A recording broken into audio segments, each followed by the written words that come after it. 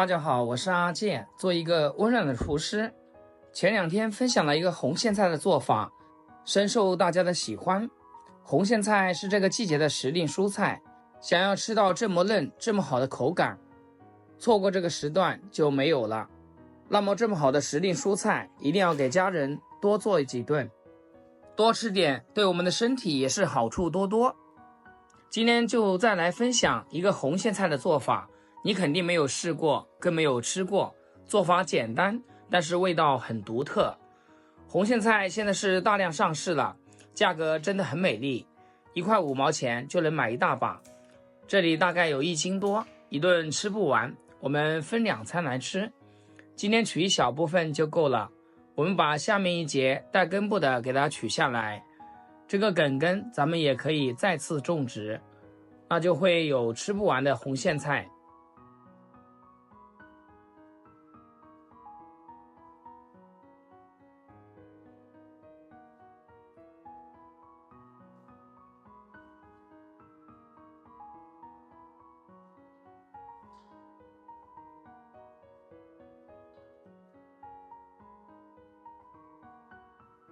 挑揀處理完以後，加小蘇打和鹽稍微浸泡一下再來清洗。因為紅莧菜是非常嬌嫩的食材，所以浸泡的時間不能過長，要不然口感就會水唧唧的。泡過之後不趕緊吃就容易壞掉。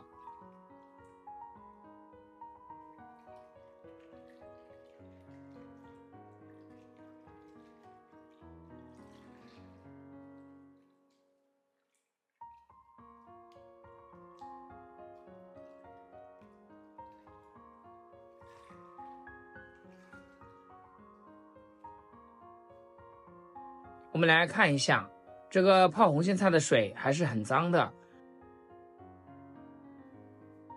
然後用清水反覆多清洗2遍，洗好撈出來控水。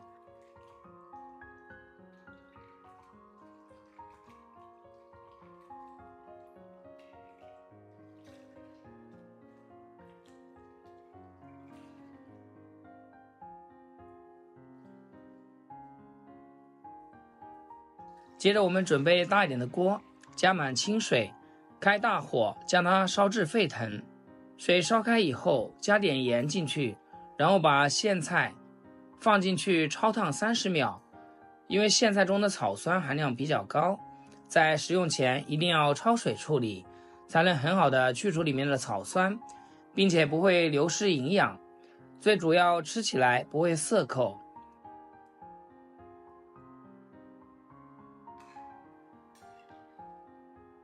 燙好以後就趕緊撈出來。莧菜被稱為長壽菜，不僅營養豐富，還有利尿祛濕、清熱解毒等作用，所以我們一定要給家人多做點莧菜吃。一定要過一遍涼水，要不然餘溫會把紅莧菜燜爛。然後再把水分擠乾，放到菜板上面，給它切碎就可以。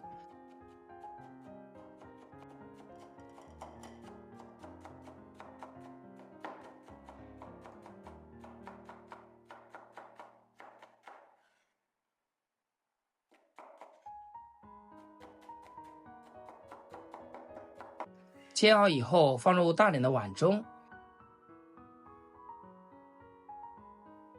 再把切好的蒜末、蔥花加進來，調味是比較簡單的，加點點鹽和胡椒粉就夠了。我們吃的就是這個莧菜的鮮味，用筷子把調味料給它攪拌均勻。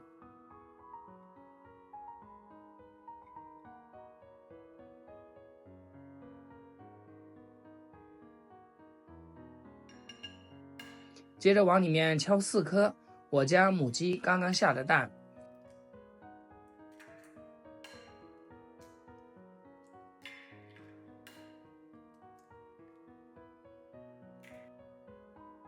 繼續用筷子將它們徹底的攪拌均勻，讓雞蛋和所有食材都融合在一起。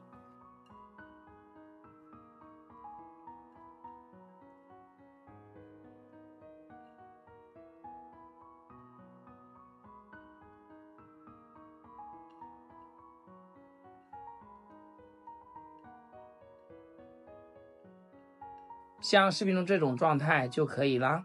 我們先給它放一邊，準備一個平底鍋預熱，然後噴上一層食用油。油微熱就把莧菜、蛋液全部倒進來，稍微給它整理一下，摊成一個圆餅的形狀。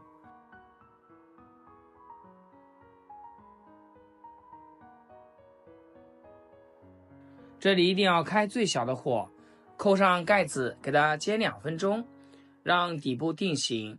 攤餅的過程中，一定要不停地給它轉動鍋，這樣才能防止底部燒糊掉。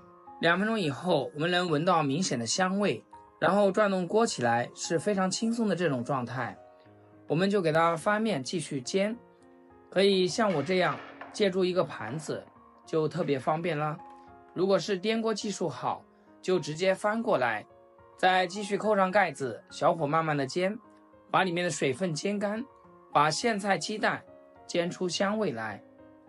親愛的朋友們，制作視頻不易，阿健每天分享簡單實用的家常美食。要是今天這道食譜對你廚藝有所幫助的話，記得給阿健點個 like， 或者評論轉發出去，讓更多朋友看到。非常感謝大家支持和鼓勵。